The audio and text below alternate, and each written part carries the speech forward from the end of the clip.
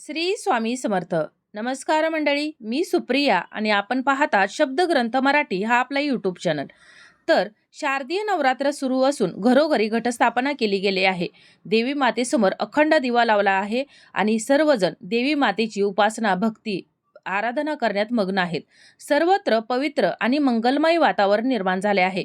देवी मातेच्या कृपेने आपल्यावरची सर्व संकट दूर व्हावीत, आपल्या सर्व इच्छा मनोकामना पूर्ण व्हाव्यात, आपल्या घरामध्ये सदैव सुख समृद्धी आणि भरभराट यावी, यासाठी प्रत्येक जण अगदी मनोभावे या देवीची उपासना करत आहे. देवीचे उपवास केले जात आहेत, देवीची आरती केली जात आहे, सप्तशतीचा पाठ करत आहेत. हे सर्व करत असतानाच आपण आज या व्हिडिओमध्ये या नवरात्रीचे जी घटस्थापना आहे तर ते घट कधी उठवायचे आहेत, या नवरात्रीचे 9 दिवसांचे उपवास आपल्याला कधी सोडायचे आहेत, तसेच ज्यांनी 9 दिवसांचे उपवास केले आहेत तर त्यांनी हे उपवास कधी सोडायचे आहेत, त्याचबरोबर ज्यांनी उठता बसता हा उपवास केला आहे तर हा उपवास नक्की कधी धरायचा आहे आणि कधी सोडायचा आहे.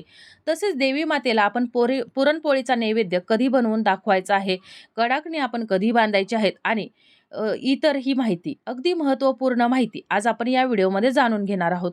तर ही संपूर्ण महत्त्वपूर्ण माहिती जाणून घेण्याकरता व्हिडिओ शेवटपर्यंत पहा, जेणेकरून सर्व महत्त्वपूर्ण माहिती तुमच्यापर्यंत पोहोचेल आणि याचा तुम्हाला नक्कीच फायदा होणार आहे. तर ही महत्त्वपूर्ण माहिती जाणून घेण्याकरता व्हिडिओ शेवटपर्यंत पहा. त्याचबरोबर चॅनलवर जे नवीन आहेत त्यांनी चॅनलला सबस्क्राईब करा, जेणेकरून असेच आपले येणारे नवनवीन माहितीमय आणि भक्तिमय व्हिडिओ तुमच्यापर्यंत पोहोचत राहतील. आणि व्हिडिओ पाहत असताना व्हिडिओला लाईक करायला विसरू नका. अश्विन महिन्यातील शुद्ध प्रतिपदेपासून ते नवमीपर्यंत म्हणजेच नवरात्रीचे 9 दिवस देवी मातेची उपासना केली जाते, आराधना केली जाते, व्रत केलं जातं. त्याचबरोबर देवी मातेसमोर अखंड नंदादीप लावला जातो, 9 दिवस उपवास केला जातो आणि 9 दिवसानंतर नवमीनंतर 10व्या दिवशी म्हणजेच दशमीला दसरा हा सण साजरा करण्यात येतो. या सणालाच विजयादशमी असं देखील म्हटलं जातं. या सणाला धन, ज्ञान आणि भक्तीची पूजा करण्यात येते आणि त्याचंच प्रतीक म्हणून सोनं म्हणजेच आपट्याची पानं, पाटीपुस्तके अर्थात सरस्वती देवीची आणि शस्त्रांचं पूजन करण्यात येतं. धनसंपदा, शक्ती, ज्ञानसंपदा या 3 शक्ती देवतेंचे स्मरण या दसऱ्याला करण्यात येतं.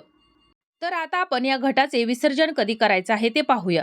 प्रत्येक जण आपल्या कुळाचाराप्रमाणे या घटाचे विसर्जन करत असतो. कोणी नवमीला विसर्जन करतो तर कोणी दशमीला विसर्जन करत असतो. पण आपल्या हिंदू दिनदर्शिकेप्रमाणे यंदा 23 ऑक्टोबर 2023 रोजी वार आला आहे सोमवार आणि या दिवशी आपल्याला नवमीला आपल्याला हे घट हलवायचे आहेत. आता याचे विसर्जन, ह्या घटाचे विसर्जन काही जण दसऱ्याला करतात तर काही जण दसऱ्याच्या दुसऱ्या दिवशी देखील करतात. तर काही जण हे अंकुर जे आहेत तर ते आपल्या गांधी टोपेमध्ये घालून सोनं लुटायला जातात. तर हे जे अंकुर आहेत तर ते देवावर देखील वाहिले जातात या दसऱ्याच्या दिवशी आणि दसऱ्याच्या दुसऱ्या दिवशी या घटाचं मग विसर्जन करण्यात येतं. आपण जरी दसऱ्या दिवशी किंवा दसऱ्याच्या दुसऱ्या दिवशी जरी हे घट विसर्जित करत असलो तरी देखील आपल्याला हे घट नवमीलाच हलवायचे आहेत. परंतु तुम्ही तुमच्या कुळाचाराप्रमाणे पूर्वीपासून जी रूढी परंपरा तुमच्याकडे चालत आलेली आहे तर त्याप्रमाणे तुम्ही तुमचे घट उठवायचे आहेत, त्यांचे विसर्जन करायचे आहे.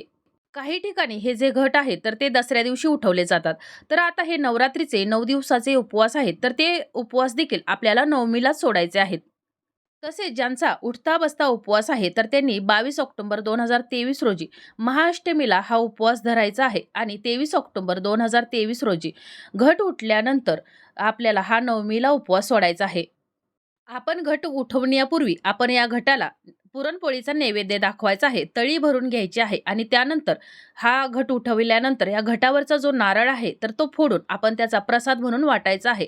आणि त्यानंतर ज्यांनी उठता बसता उपवास धरला असेल किंवा ज्यांनी नवरात्रीचे 9 दिवस उपवास पकडला असेल तर या सर्वांनी आपल्याला हा घट उठवल्यानंतर, तळी भरून झाल्यानंतर आणि हा जो नारळ आहे त्याचा प्रसाद वाटून झाल्यानंतरच आपल्याला हा नवरात्रीचा 9 दिवसांचा उपवास सोडायचा आहे किंवा उठता बसता जो उपवास पकडलेला आहे तर तो सोडायचा आहे.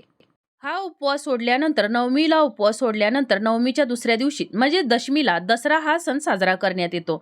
दसऱ्याच्या दिवशी दुर्गा मातेने क्रूर राक्षस महिषासूर याचा वध केला होता आणि याच दिवशी भगवान श्रीराम यांनी रावणाला पराजित करून त्यांच्यावर विजय मिळवला होता. या विजय कथेला विजयादशमी असं देखील म्हटलं जातं. दसरा हा सण 3.5 मुहूर्तांपैकी एक आहे, म्हणूनच या सणाच्या दिवशी लोक नवीन नवीन वस्तू खरेदी करत असतात किंवा नवीन योजनेचा प्रारंभ या दिवशी केला जातो. या दिवशी देखील पुरणपोळीचा नैवेद्य, पुरणपोळीचा जेवण बनवलं जातं. तसेच आपल्या व्यवसायामध्ये, आपल्या रोजच्या कामामध्ये, वापरामध्ये ज्या येणाऱ्या वस्तू आहेत, तर त्या वस्तूंचे घरातील शस्त्रांची पूजा या दिवशी केली जाते. त्याचबरोबर लोक एकमेकांना सोनं म्हणून आपटेची पानं वाटून हा दसऱ्याचा सण साजरा करतात.